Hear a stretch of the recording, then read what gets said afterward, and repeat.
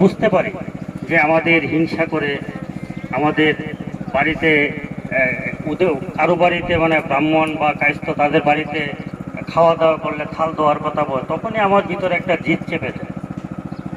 Class 4 পর্যন্ত আমি কিন্তু ভালো ছাত্র ছিলাম না, কিন্তু 4-এর পরে থেকে কিন্তু যখন আমার জিদ চেপে যায়, তখন স্কুলের মধ্যে আমার রোল নম্বরটা ছিল নাম্বার 1, 1 নম্বর ছিল।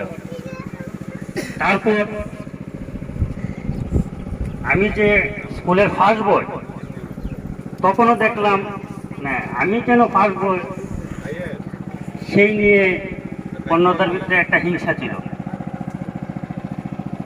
সেই হিংসায় আমাকে আরো করে তুলল এবং যে মানে